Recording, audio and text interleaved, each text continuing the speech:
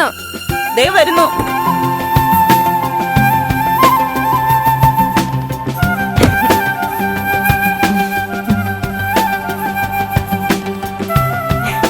മുരളേട്ടാ, എന്തു പറയുന്നു? എങ്ങനെയുണ്ട് പുതിയ ജോലിയൊക്കെ? എന്താ കുട്ടി ഇത്? MLA നിൽക്കുമ്പോ ഡ്രൈവറോടാണോ കുശലാന്വേഷണം? ഓ, അത് നേരാ.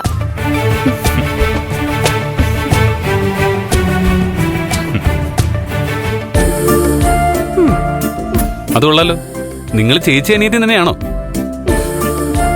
സത്യം പറഞ്ഞാ ഇപ്പൊ ചേച്ചിയെ തൊടാൻ പോലും പേടിയ മുരളിയേട്ടാ. വേറെ ഏതോ ഒരാളാണെന്നും പരിചയമില്ലാത്ത MLA ആണെന്നൊക്കെ തോന്നല് വരുന്നു. ആ ഒരു പേടി നല്ലതാ. സ്ഥലം MLA കുറച്ച് റെസ്പെക്ട് ഒക്കെ വേണം. അയ്യടാ, ഒരു MLA മഹാറാണി. എടി ചേച്ചി. അയ്യോ, മാനം കളയല്ലേ എന്റെ പൊന്നുമോളെങ്കി വാ. അങ്ങനെ വഴിക്ക് വാ. നിന്നെ പറഞ്ഞ് തോപ്പിക്കാൻ പറ്റില്ലല്ലോ.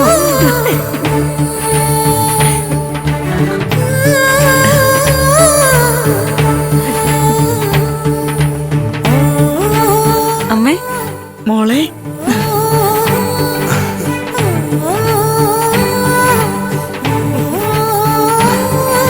അച്ഛാ, മോളെ സുഖല്ലേ? പിന്നെ പരമസുഖല്ലേ അച്ഛന്റെ മോക്ക്. അച്ഛാ, മുരളിയേട്ടനെ കണ്ടില്ലേ? എന്തു പറയുന്നു? എന്ത് പറയാൻ, MLA കൂടെ ഒന്നിച്ച് ഓട്ടത്തോടെ ഓട്ടം തന്നെ. ഇവിടെ എന്തെങ്കിലും പ്രോഗ്രാം ഉണ്ടായിരുന്നോ? അടുത്ത ശിവന്റെ അമ്പലത്തില് പുനരുദ്ധാരണം നടക്കുകയല്ലേ. ഭാരവാഹികൾ ക്ഷണിച്ചിരുന്നു. അവിടെ വന്നപ്പോ ഇങ്ങോട്ടും കൂടെ ഒന്ന് കയറണമെന്ന് തോന്നി. പിന്നെ മുരളിയേട്ടൻ വന്നിട്ട് നിങ്ങൾ കണ്ടില്ലല്ലോ. സത്യം പറയാലോ, മുരളി ദേവിയോടൊപ്പം വന്നോടെ മനസ്സിനൊരു സമാധാനം കിട്ടി. കാശിനപ്പുറം ബന്ധങ്ങൾക്കൊക്കെ ഒരടുപ്പമുണ്ടല്ലോ. മറ്റത് ആരെന്തുദ്ദേശത്തോടെ ജോലിക്ക് വരുന്നതെന്ന് അറിയില്ലല്ലോ.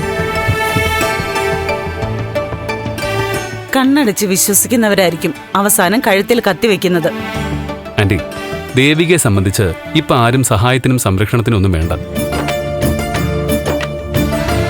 ഏത് സാഹചര്യവും നേരിടാനുള്ള ശക്തിയുണ്ട്. ഇതിന് പ്രത്യേകം ശമ്പളം തരുന്നുണ്ടോ മുരളിയേട്ടാ? ഏതിന്? അല്ല, ഇങ്ങനെ MLA പുകഴ്ത്തുന്നേനെ. നിന്റെ ചേച്ചിയോട് നിനക്ക് മതിപ്പില്ലെങ്കിലും നാട്ടിൽ അങ്ങനെയൊന്നുമല്ല. ദേവിക കേരള രാഷ്ട്രീയത്തിലെ മുരളിയേട്ടാ തള്ളി മറിക്കല്ലേ. ഷാരി എന്നെ കളിയാക്കും. തള്ളി മറിക്കുന്നൊന്നുമല്ല, സത്യമായ കാര്യങ്ങളാണ് ഞാൻ പറയുന്നത്. മുമ്പ് ചെറിയ പതർച്ചയും ബുദ്ധിമുട്ടൊക്കെ ഉണ്ടായിരുന്നു. പക്ഷേ ഇപ്പൊ ദേവിക ബോൾഡാ. അതൊക്കെ സത്യം തന്നെ. ചേച്ചി ആളാരാ? കോളേജിലെ ചേച്ചിയുടെ പേരില് ഫാൻസ് ക്ലബ് ഒക്കെ ഉണ്ട്. ആഹാ.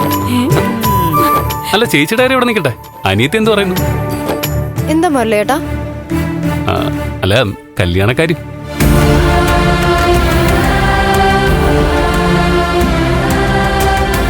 എന്തു പറ്റി? കല്യാണത്തിന് ഞങ്ങൾ എപ്പോഴും തയ്യാറാ. മുരളിയേട്ടാ, നമുക്ക് കുറച്ച് കാര്യങ്ങൾ ഗൗരവമായിട്ട് ഡിസ്കസ് ചെയ്യാനുണ്ട്. കല്യാണക്കാര്യമല്ലേ? ആ, അത് നീ നവീനുമായിട്ട് സംസാരിച്ചാൽ മതി. വാ, അകത്തേക്ക് ഇരിക്കാം. രാധിക, ചായ എടുക്ക്. അമ്മേ, ഒട്ടും സമയമില്ല, പെട്ടെന്ന് വേണം. വാ മുരളിയേട്ടാ.